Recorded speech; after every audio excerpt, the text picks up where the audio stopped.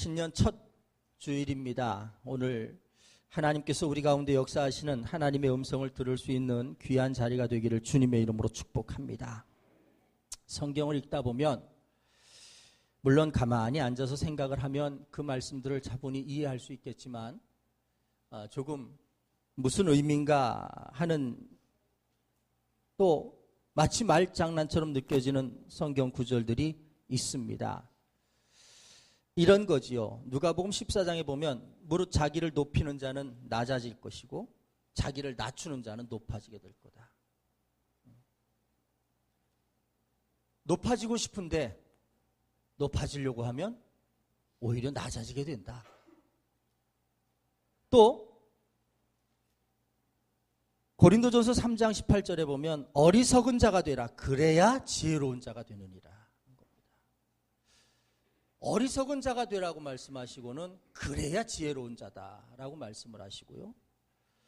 또 마가복음 9장에 보면 누구든지 첫째가 되고자 하면 무사람의 끝이 되어 무사람을 섬기는 자가 되어야 한다는 말씀도 있습니다. 무엇을 말씀하시는가 물론 차근히 생각하면 알 수 있는 말씀이지만 항상 이 성경의 말씀들이 이렇게 던져지는 말씀들이 많다라고 하는 거죠. 그래서 이걸 신학적으로는 역설의 진리라고 이야기를 합니다. 역설의 진리. 가난함과 부유함, 역설적인 진리가 그 안에 들어있다는 거죠. 오늘 본문도 마찬가지 사실을 연결해서 말씀해주고 있기 때문에 제가 세 편의 성경을 읽었습니다. 그러면 이 본문 가운데서는 무엇을 주님께서 제자들에게 알려주시고 가르쳐주시고 실천하기를 원하시는가에 대한 역설의 진리가 있다는 겁니다. 그 주제가 뭐냐면 포기입니다. 포기. 무엇을 간절히 얻고 싶은데 그런데 성경은 우리 보러 포기하라고 합니다. 그래서 가만히 살펴보면 우리가 무엇을 얻기 위하여 성경이 포기하라 이렇게 가르쳐주는 것도 아닙니다. 또 그리스도인은 다 포기해야 된다라고 무조건적인 포기를 말씀하는 것도 성경의 가르침은 아닙니다.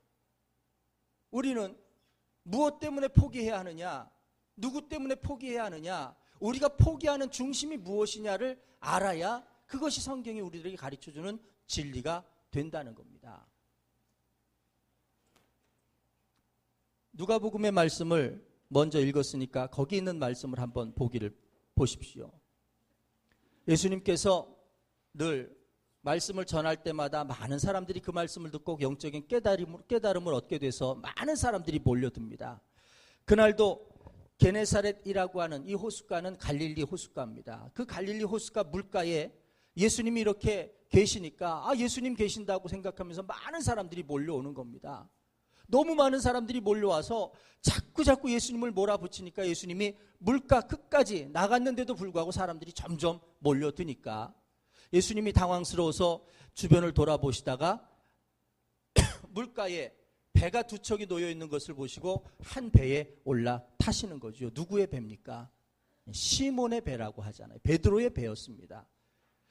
밤 동안 새벽까지 열심히 고기를 잡는 생업을 하고 이제 날이 밝아서 고기가 더 잡히지 않을 시간쯤 되니까 그물도 물에 씻고 장비도 정리하고 이제 퇴근 준비를 하는 두 배 중에 베드로의 배에 올라타신 겁니다. 그냥 무임승차하신 겁니다. 그리고는 베드로에게 배를 좀 조종해서 무태서부터 좀 떨어질 수 있도록, 그러나 사람들이 내 말을 잘 들을 수 있도록 그 자리를 유지하며 지켜주기를 부탁하셨을 겁니다. 오늘 본문이 그 얘기거든요. 그래서 베드로는 영문도 모르고 그저 좀 웬 어른이 그렇게 얘기하시니까 그렇죠 그러면서 배를 지면서 그 자리를 유지하고 있는 겁니다. 그리고는 예수님께서 어떤 내용인지는 모르지만 그 물가에 빽빽하게 둘러선 많은 사람들을 향해서 말씀을 전하신 겁니다. 그래서 성경은 그 이야기를 하지 않습니다. 오늘 이 본문의 내용은 예수님께서 많은 사람들보다는 한 사람인 베드로를 찾고 베드로를 만나시는 장면이 여기 기록되어져 있는 거죠. 자, 그리고 나서는 이제 말씀을 마치시고 난 뒤에 예수님께서 베드로에게 뭐라고 말씀하시느냐 하면 깊은 데로 가서 그물을 내려 고기를 잡으라는 거죠. 이게 웬 보너스일까? 사실은 밤새도록 고기를 잡아서 생업을 유지하는 어부가 밤새 빈 그물로 돌아왔거든요. 뭔가를 잡아야 수입이 있어서 그걸 가지고 집에 돌아가서 아이들에게도 주고 또 팔아서 또 돈도 만들 수 있는데 밤새 잡으려고 노력했지만 하나도 잡지 못하는 그런 빈 그물 있는 그런 마음에 예수님께서 지금 베드로에게 깊은 데로 가서 고기를 잡으라는 겁니다. 성경에 보면 그 다음에 시몬 베드로가 대답하는 장면이 나옵니다. 우리들이 밤새도록 고기를 잡으려고 수고했지만 잡은 것이 없었습니다. 이유를 이야기하죠. 그런데 그 뒤에 뭐라고 하느냐면 말씀에 의지하여 내가 그물을 내리리다 라고 말합니다. 이 말씀에 의지하여라고 하는 걸 원문에서 보니까 이렇게 이야기하더라고요. 그래도 사장님, 선생님이시니까 우리가 보통 그러잖아요. 누군지는 모르지만 그 사람의 신분은 모르지만 그래도 그 사람을 하대할 수는 없어서 우리가 자주 사용하는 상용구가 뭐냐면 남자를 부를 때는 사장님이라고 불러주지 않습니까? 그럼 다 좋아하거든요. 그래서 저도 그런 소리 많이 듣습니다. 어디 나가면 저를 모르는 사람인데도 하대하기는 어려우니까 사장님이라고 불러요. 내가 무슨 사장님인가? 그렇지만 그게 문화인거든요. 지금 베드로도 선생님하고 이야기하는 것은 사실은 낮춰 부르기는 못하는 것 같고 그래서 선생님 하신 말씀에 내가 마음으로는 따라지지 않지만 그래도 한번 말씀하셨으니까 해보기는 하지요 라는 의도로 하는 겁니다. 자, 그런데 오늘 본문에서 우리가 조금 신경 써서 보아야 할 일들이 있습니다. 그것이 뭐냐 하면 8절의 말씀이죠. 시몬 베드로가 이를 보고 예수의 무릎 아래 엎드려 주여 나를 떠나소서 나는 죄인이로소이다. 여러분, 고기를 못 잡은 베드로가 두 배의 고기가 차도록 잡혔다고 해서 베드로가 주여 나를 떠나소서 나는 죄인입니다. 이거 오버하는 거 아닌가요? 그렇잖아요. 감사합니다. 정말 제가 밤새도록 못 잡았는데 이토록 수입을 올려주시니 감사합니다. 이따 오셔서 아침 식사나 같이 하시죠. 이 정도는 가능할 수 있는데 내가 죄인입니다.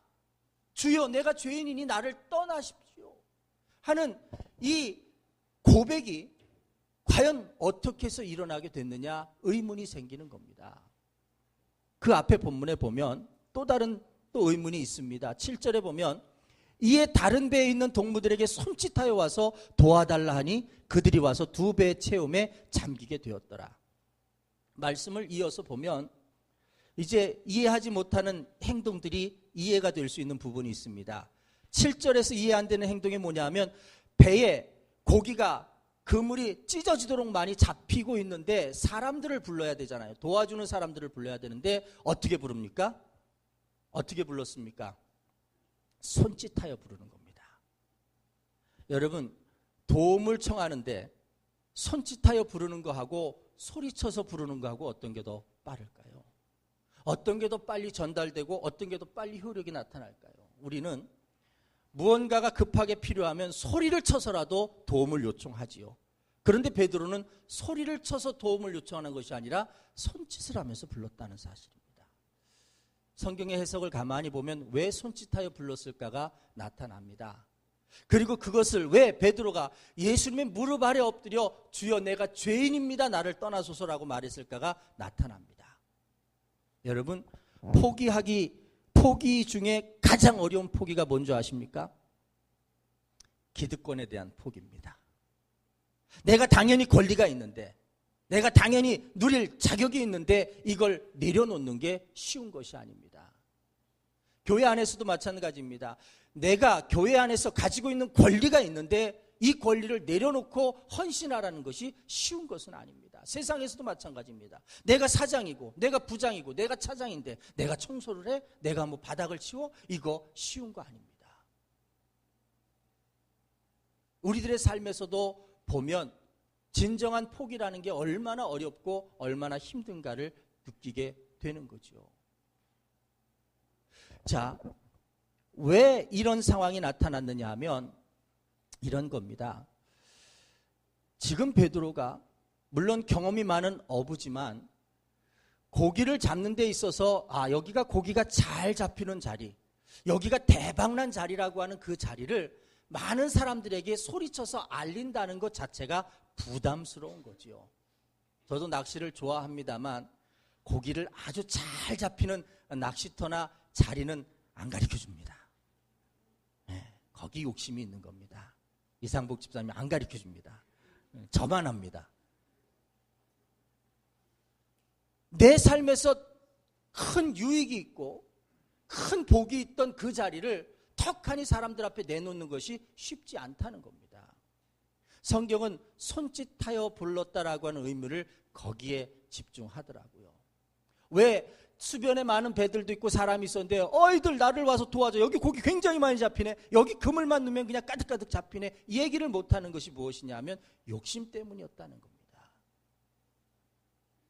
그렇게 해서 손짓하여 불러서 조용히 그물을 끌어올려 자기들 친척들과 형제들만 불러서 그물을 끌어올리면서 이 베드로가 무엇을 깨닫느냐는 거죠. 이 본문 사이에는 이런 내용들이 있을 겁니다. 베드로가 생각해 봅니다. 이분이 누구신지는 내가 잘 모르지만, 그리고 전문적으로 이 갈릴리 호수에 대해서 아는 것 같지도 않지만 이분이 가르쳐주고 이분이 여기다라고 말하면 무조건 다 되는 거구나. 그러면 내가 볼 때는 이분이 어디를 가서 무엇을 하든 돈을 무진장히 벌 수 있는 재주와 능력을 가지신 분인데, 그런데 이분은 그런 길을 가지 않고 오히려 사람들 앞에 하나님의 나라를 선포하고 그리고 진리를 선포하는 삶을 살고 계시는구나. 왜 자기가 죄인이라고 그가 탄식하며 주님 앞에 눈물로 지금 고백하고 있느냐 하면, 사실은 이 모든 과정들 속에서 자기는 자기만을 생각하고 있었습니다. 내 것만을 생각하고 있었습니다. 그래서 사람들로 부를 수 없었던 일인데, 주님은 그런 능력도 가지신 분이고 그런 재주도 가지신 분인데 이런 모든 것들을 다 내려놓으시면서 하나님 나라를 선포하시는 모습을 보면서 베드로가 그 순간 무슨 생각이 들었느냐 하면, 이분이 진짜구나라고 하는 생각이 든다는 겁니다. 이분이 진짜 그리스도시구나라고 하는 생각이 든다는 겁니다. 여러분, 우리가 그리스도인으로 살면서 또 집사로, 권사로, 장로로, 목사로 살면서 때로는 나를 보는 사람들이 당신 진짜 목사 맞아? 라고 물어볼 때가 있을 수 있는 겁니다. 제가 아무리 맞습니다. 졸업장을 내밀고 신분증을 내밀고 자격증명서를 내밀어도 사람들이 그거 가지고 인정하지 않는 시대입니다. 지켜보고 말투나 언행이나 행동이나 자세를 보고 정말 목사구나. 저는 그래도 부족한데 참 부족하지요. 근데 언뜻 초면인 분하고 이야기를 하다가 혹시 목사님 아니세요라고 마음에서 막 기쁨이 생기는 겁니다. 내가 무슨 표시 내고 이름표 달고 다닌 건 아닌데, 그런데 내가 그분과 대화를 하는 중에 그분이 혹시 목사님 아니세요라고 하면 괜히 기뻐지는 겁니다. 왜 그러냐면 인정받은 것 같거든요. 자격으로 따지면 한참 모자라는데도 불구하고 그렇게 봐주니까 내가 목사 같은가 봐. 오늘 지금 베드로는 예수님의 말씀을 전하시는 그 장면에서 그저 노만 지면서 배를 유지하고만 있었는데도 불구하고 예수님의 하시는 모습을 보니까 이분이 진짜구나라고 하는 고백을 하게 되는 겁니다. 그래서 그가 지금 8절에 뭐라고 그러느냐면 예수님의 무릎 아래 바짝 엎드려서 주여 나를 떠나서 나 자격 없습니다. 주님께서 이렇게 주셨는데도 불구하고 이거 욕심내서 다른 사람들이 알까봐 조심조심 나만 가지려고 하는 죄인입니다. 그러면서 나는 죄인이로소이다라고 고백하고 있다라고 하는 거죠. 베드로가 무엇을 깨달았을까요? 예수님은 무엇을 포기하고 무엇을 선택하고 무엇을 얻으시는가를 거기서 보고 있는 겁니다. 그 다음에 광경을 한번 보세요. 예수님께서 베드로에게 뭐라고 말씀하시느냐 하면, 이제부터는 너를 내가 사람을 낚는 어부로 만들려고 한다. 부르시는 겁니다. 그냥 아무런 생각 없이 베드로가 따라가는 것이 아니라 베드로가 지금 가치의 전환을 이루고 있는 겁니다. 지금까지는 내가 어부로서 고기를 잡는 것, 그걸 많이 잡고 돈을 많이 받는 것으로 내 삶의 목표를 삼고 살았는데, 이제 진정한 가치가 바뀌어지기 시작하니까 고기가 아니라 사람을 낚는 예수님의 제자의 삶을 살기로 선택합니다. 그 선택에는요, 여기에 보니까 모든 것을 버려두고라는 결단이 생겨지더라고요. 여러분, 오늘 이 예배가 2013년을 시작하는 여러분들이 포기에 대한, 내가 가진 기득권에 대한 가치관이 변해서 주님의 음성을 쫓아 모든 것들을 버려둘 수 있는 베드로와 같은 믿음이 있기를 주님의 이름으로 축복합니다. 그 다음에 그것을 또 가르쳐 주시는 말씀이 이제 누가복음, 마가복음에 있는 말씀이죠. 넘겨주세요. 7절부터의 말씀을 한번 보시길 바랍니다. 자, 여기에 보면 예수님께서 12명의 제자를 다 삼으시고는 제자를 파송하는 장면입니다.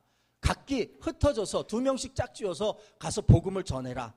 그런데 저 같으면 이렇게 사람을 보낼 때, 그리고 몇 날 며칠을 복음을 전하러 보낼 때 그래도 여비도 챙겨줘야죠. 그리고 또 여러 가지 조건도 챙겨줘야 할 텐데 예수님은 그렇게 하지 않으신다는 겁니다. 8절에 보니까 여행을 위하여 지팡이 외에는 양식, 배낭, 전대의 돈, 2벌의 옷도 가져가지 말라는 겁니다. 왜 이렇게 말씀하실까? 왜 이렇게 야박하실까 하는 생각도 들겠죠. 왜 주님께서 이렇게 말씀하실까?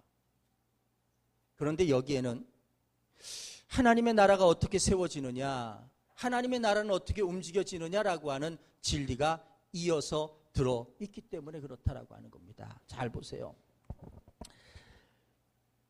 제자들이요, 제자들의 모습하고 이런 제자들의 모습을 바라보는 사람들의 모습하고 두 가지가 있다는 겁니다. 여러분, 길을 가면서 여비가 두둑하고 다른 어떤 조건들이 두둑하면 본래 목적을 잃어버리기가 쉽습니다. 예수님께서 다른 아무것도 가지지 말고 지팡이, 어떤 목사님은 이걸 말씀의 지팡이라고 말씀하시죠. 그런데 말씀의 지팡이거든요. 이것 외에는 가져가지 말라는 겁니다. 다른 어떤 의지할 만한 것이 아니라 그에게는 지금 예수님께서 주시는 명령 한 가지, 복음을 증거하는 일 외에는 다른 것들 생각하지 말아라라고 하는 의미가 있겠지요. 또 다른 것이 있습니다. 그 제자들을 바라보는 사람들의 마음입니다. 자세입니다. 자, 이런 모습으로 사람들이 오면, 제자들이 오면 사람들은 어떻게 반응할까요? 두 가지가 있다는 겁니다. 첫 번째는 어떤 반응이냐면 신발도 다 떨어져 보이고 또 옷도 남루하고 가만히 행색을 보아하니까 초라하기도 하고, 그러면 이런 모습을 볼 때 우리는 두 가지로 반응하는데, 첫 번째는 뭐냐면 아이고 안 됐구나 하면서 들여서 몸을 좀 씻을 수 있도록 도와주고 쉴 수 있도록 도와주고 음식물을 좀 도와주고, 그리고 무슨 말을 이야기하는가 귀 기울일 수 있는 자세가 첫 번째고, 그 다음에 두 번째는 뭐냐면 저런 사람들 내 집에 들어오면 귀찮아, 괜히 내 거 있는 거 다 내줘야 되고 힘들고 어려워 해서 처음부터 얘기하지 맙시다, 만나지 맙시다, 더 없습니다. 이것이 우리가 가질 수 있는 두 가지 반응이라는 겁니다. 그런데 예수님께서 그 뒤에 이런 말씀을 하십니다. 어디서든지 누구의 집에 들어가거든 그곳을 떠나기까지 거기 유하라. 자, 여기에 말씀은 뭐냐면 누구의 집에 들어간다는 건 받아들여짐이 있다는 겁니다. 그런 차림과 그런 행색이라도 내가 가진 것을 포기하고 저들을 받아들여서 복음을 듣고 있는 가정이 있다면 그 가정을 떠나지 말고 거기 있으라는 겁니다. 또 두 번째는 뭐냐면 어느 곳에서든지 11절이죠. 너희를 영접하지 아니하고 너희 말을 듣지 아니하거든 거기서 나갈 때 바지의 먼지를 털어버려라는 겁니다. 바지의 먼지를 털어버리라는 것은 두 번도 돌아보지 말아라는 말입니다. 자, 야박한 것 같지만 예수님이 하시고자 하는 말씀이 있는 겁니다. 어떤 사람이라도 내가 가진 기득권들을 포기하고 복음을 받아들일 수 있는 사람에게는 떠나지 말고 그들과 함께 해라 라고 하는 명령입니다. 그런데 어떤 사람일지라도 저들이 자기 것을 포기하지 못하고 받아들여지지 않는 마음이 있다면 두 번도 돌아볼 필요가 없다는 겁니다. 여러분, 누가복음의 말씀과 연결지어서 생각하셔야 됩니다. 누구에게 가르쳐주고 있는 말씀이냐면 제자들에게 가르쳐주고 있는 말씀입니다. 자, 이렇게 제자들이 이 주님의 명령대로 많은 시간들을 밖에 나가서 복음을 전합니다. 그리고는 30절에 사도들이 예수께 다시 모이는 시간이 됐습니다. 이때 예수님께서 이제는 전하는 것 외에 이 제자들에게 실천적인 삶을 가르쳐 주시기 위해서 뭔가 한 가지를 준비하셨습니다. 그것이 뭐냐면 오병이어의 사건이었습니다. 기적이라고 말하죠. 자, 거기에 보면 30절에 이렇게 시작합니다. 사도들이 예수께 모여 자기들이 행한 것과 가르친 것을 낱낱이 고하니 이르시되 너희는 따로 한적한 곳에 가서 잠깐 쉬어라. 근데 상황은 그런 상황이 되지 못한 거죠. 사도들이 가서 좀 쉬면서 음식물을 좀 보충하고 좀 쉬려고 했는데 사람들이 벌써 소식을 듣고 먼저 그곳에 와서 벌떼처럼 있는 겁니다. 이 상황은 사실은 예수님께서 나중에 모든 상황들을 보면 의도하셨던 것 같아요. 그리고는 예수님이 오늘 본문 이후에 이제 말씀에 보면 이 많은 사람들이 모였다가 저녁이 돼서 배가 고플 때쯤 되니까 이 상황을 어떻게 해결할까를 이제 넌지시 암시하는 거죠. 그때 제자들은요, 어떤 행동을 하느냐 하면 35절의 말씀을 보세요. 누가복음 6장 35절입니다. 자, 때가 저물어 가매 제자들이 예수께 나와 여짜오되 이곳은 빈들이요 날도 저물어 가니 무리를 보내어 두루 촌과 마을로 가서 무엇을 사 먹게 하옵소서. 합당한 생각 같습니다. 교회에 아이들이 많이 놀고 있거든요. 정말 교회에서 이렇게 노는 아이들이 어떨 때는 이쁘기도 합니다. 그런데 점심쯤 돼서 제가 뭔가 좀 냉장고를 뒤서 밥을 먹으려고 하면 12명의 아이들의 눈이 저를 쳐다보는 거예요. 그 애들 배고픈데 나눠줘야 되지 않겠습니까? 근데 제가 아까운 거예요. 이거 다 나눠주고 나면 나 뭐 먹냐. 야, 점심때인데 엄마가 찾지도 않냐? 집에 가라. 집에 가. 애들 돌려보내고 집에 가서 밥 먹고 다시 놀든지. 제자들의 마음이 지금 그런 겁니다. 예수님의 말씀을 듣고자 정말 열심으로 앉아있던 이들이 때를 놓치고 앉아있는데, 그래서 저들이 배에서 꼬르륵 소리가 막 합창처럼 들리는데 제자들의 생각은 뭐냐면 얼른 집에 보내서 먹고 오게 하든지 자기들이 알아서 사 먹고 오든지 하게 합시다는 겁니다. 그게 예수님의 생각일까요? 근데 예수님은요, 그 뒤에 뭐라고 말씀하시느냐 하면 그 대답을 들은 예수님께서 37절에 너희가 먹을 것을 주라는 겁니다. 너희가. 있습니까? 없습니다. 돈을 모아도 200데나리온이나 되는 돈이 필요하다고 합니다. 온갖 이유를 다 댑니다. 그런데도 주님의 뜻은 뭐냐면 너희가 먹을 것을 주라는 겁니다. 오늘 여러분, 우리가 가슴속에 새겨야 되는 말씀이 뭐냐면 이겁니다. 너희가 하라는 겁니다. 네가 하라는 겁니다. 네가 먹을 것을 주라는 겁니다. 이론만 알지 말고 말씀만 눈으로만 보지 말고 그리고 귀로만 듣지 말고 하라는 겁니다. 그게 오병이어 사건의 진실입니다. 제자들이 했나요? 못했습니다.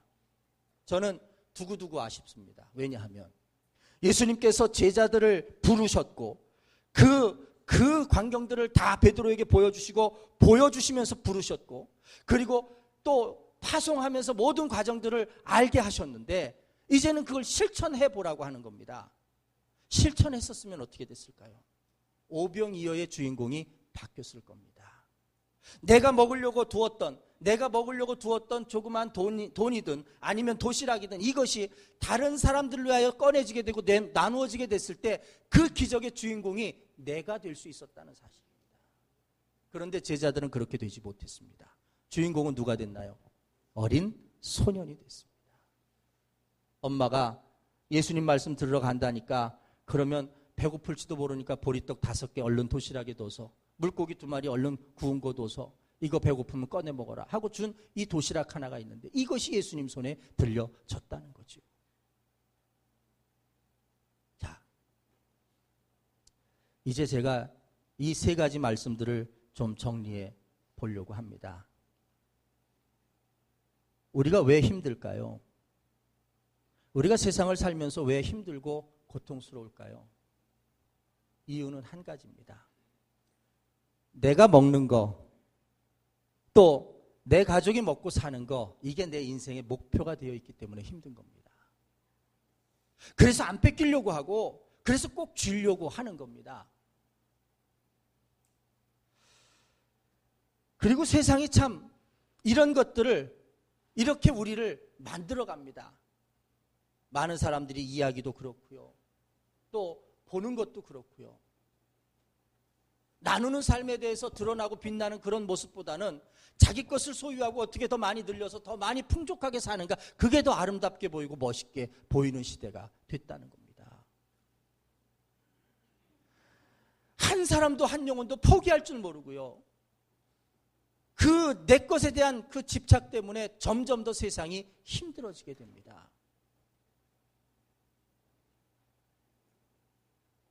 지금도 그러는지 모르겠지만 성남에는 주차 전쟁이 일어나죠. 저녁이 되면, 벌써 퇴근 시간이 되면 집에 있는 여자들이 할 일이 있습니다. 아이고 어른이고 다 불문하고 해야 되는 일이 뭐냐면, 이제 이 집에 가장이 퇴근해서 들어와서 차를 세워야 되는 공간을 확보하는 게 책임입니다. 얼마나 무서운지 몰라요. 저녁 한 6시에서 7시 사이에 성남 주택가 어디든 차를 몰고 와서 좀 잠깐 주차하려고 하면요, 되지 마세요, 되지 마세요. 곧 옵니다 하는 거예요. 곧 옵니다. 그래도 말을 안 들으니까 아예 의자를 가지고 나와서 앉아 계시는 겁니다. 여긴 절대 못 됩니다. 우리 자리입니다.